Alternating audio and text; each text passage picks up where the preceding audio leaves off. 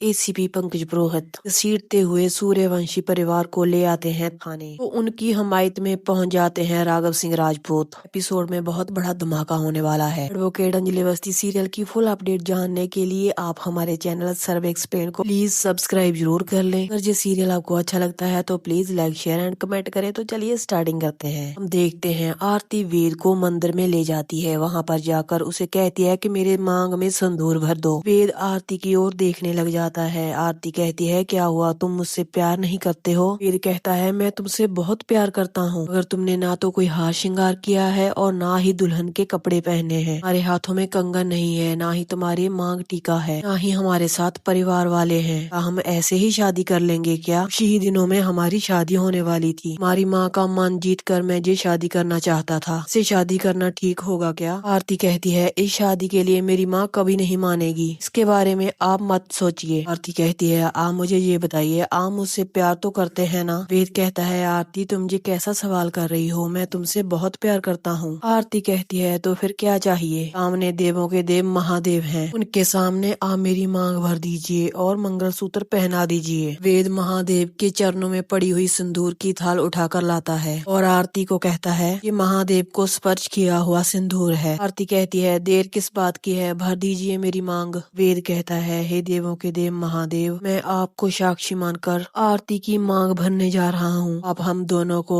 आशीर्वाद दीजिए। जब वेद आरती की मांग भरने लगता है भी वहाँ पर अंजलि आ जाती है और वेद को रोक देती है। वो वेद को कहती है ऐसा मत करो, तुम ऐसे शादी मत करो। अंजलि कहती है मेरी बहन इन्हीं ने भी ऐसे ही मांग भरवाया था अभय सिंह राजपूत से और उसके बाद भोगिनी सिंह राजपूत बन गई। बस उसके बाद दोनों परिवार की कहानी बदल गई। इस तरह अपने भाग्य को मत बदलो वेद, इस तरह से शादी करना गैर कानूनी है। कली अभी भी तुम्हारी पत्नी के तौर पर जानी जाती है, कोर्ट में केस चल रहा है, ऐसा मत करो। आज अगर तुम तैश में आकर शादी कर लोगे तो तुम गिरफ्तार हो जाओगे और साथ ही साथ आरती भी गिरफ्तार हो जाएगी। सोचो कितनी बदनामी हो जाएगी, मैं ऐसा बिल्कुल भी नहीं चाहती, ऐसा मत करो। आरती कहती है तुम इन सब के बीच में मत पड़ो माँ। अंजलि कहती है पढ़ना होगा क्योंकि तुम मेरी बेटी हो। आरती कहती है नहीं हूँ मैं तुम्हारी बेटी और ना ही तुम मेरी माँ हो। हम दोनों जिंदगी के उस मोड़ पर खड़े हैं जहाँ पर रिश्तों की कोई गुंजाइश ही नहीं है। तुमने सिर्फ मुझे जन्म दिया है जिंदगी में और कुछ भी नहीं किया है मेरे लिए, तुम जहाँ से चली जाओ। अंजलि कहती है हाँ जरूर चले जाऊंगी, पर ये शादी तो मैं नहीं होने दूंगी। मेरे रहते हुए कोई भी गैर कानूनी काम नहीं हो सकता है। आरती वेद को कहती है तुम सिंदूर लगाओ मुझे। वेद आरती की मांग में सिंदूर भरने लगता है। अंजलि फिर से आरती को रोकने लगती है। आरती अपनी माँ को एडवोकेट अंजलि अवस्थी के नाम से पुकारती है और कहती है हाथ मत उठाइए मुझ पर। अंजलि भी कह देती है एक बार नहीं 1000 बार उठाऊंगी तुम पर हाथ में। कोर्ट में मेरी बात चलती है और बाहर मेरा हाथ, और जब तुमने मुझे एडवोकेट अंजलि अवस्थी के नाम से बुला ही लिया है तो मैं जहाँ पर कोई भी गैर कानूनी काम नहीं होने दूंगी। अंजलि कहती है वेद अगर तुमने मांग में सिंदूर भरा तो मैं तुम्हें अरेस्ट करवा दूंगी, उसके बाद जो भी होगा कोर्ट में होगा। अभी वहाँ पर कली आ जाती है। वो कहती है वेद बाबू शादी नहीं कर सकते, ये मेरे पति हैं, इनकी शादी तो मेरे साथ हुई है। कली कहती है पूरे समाज के सामने आपने मेरे साथ शादी की थी, मेरी मांग में सिंदूर भरा था और मंगलसूत्र भी पहनाया था। आरती कहती है पद्मा मौसी ने खुद कहा है कि वो शादी झूठी थी, वो सिंदूर नकली था। कली कहती है अच्छा तो फिर बुलाइए अपनी पद्मा मौसी को, कोर्ट में बुलाइए और उन्हें पेश कीजिए, साबित कीजिए कि वो सिंदूर झूठा था। कली फिर से ड्रामा शुरू कर देती है। वो वेद को कहती है कि मैं तुमसे बहुत प्यार करती हूँ। कली अंजलि को कहती है आप सब कुछ देख रही है ना, मैंने आपको माँ कहकर पुकारा था, तो फिर मैं आपको उस रिश्ते की कसम देती हूँ, आप मेरे लिए कुछ कीजिए। अंजलि कहती है तुम फिक्र मत करो कली, ये शादी नहीं होगी। अंजलि कहती है वेद अगर तुम आरती की भलाई चाहते हो ना तो आरती को लेकर उस घर में वापस चले जाओ। वेद कहता है पर वहाँ भी तो कुछ दिनों के बाद हमारी शादी है ना। अंजलि कहती है तब तक कोर्ट का फैसला आ जाएगा, अगर कोर्ट में ये बात साबित हो गई कि कली के साथ तुम्हारी सचमुच शादी हुई थी तो फिर तुम्हें कली के साथ ही घर बसाना पड़ेगा, और अगर कोर्ट में ये बात साबित हुई कि तुम दोनों की शादी नकली थी, झूठी थी, तो फिर जैसा तुम और आरती कह रहे हो वैसा ही होगा। आरती कहती है कोई जरूरत नहीं है इस सब की, क्योंकि अब तुम्हारी बेटी तुम्हारे लिए मर चुकी है। आरती गले से हार निकाल कर फेंक देती है और वहाँ से चले जाती है। वेद आरती के पीछे जाने लगता है। कली उसको पकड़ लेती है और कहती है कि ऐसे मुझे छोड़कर मत जाइए। वेद कली को कहता है छोड़ो मेरा हाथ। अगर कली उसे नहीं छोड़ती, वेद को गुस्सा आता है, वो वो उस पर हाथ उठाने लगता है। तभी अंजलि उसका हाथ रोक लेती है और कहती है, नारी पर कोई अत्याचार नहीं, ऐसा तुम नहीं कर सकते हो वेद, तुम एक आदर्श पुरुष हो। वेद अंजलि से सॉरी मांगता है और कहता है, आपको ये भी शोभा नहीं देता कि आप अपनी बेटी की बात ना मानकर दूसरी लड़की पर विश्वास कर रही हैं। अंजलि कहती है, मैं दूसरी लड़की पर विश्वास नहीं कर रही हूँ, बल्कि मैं एक पत्नी पर विश्वास कर रही हूँ। अली ने ये दावा किया है कि वो तुम्हारी पत्नी है,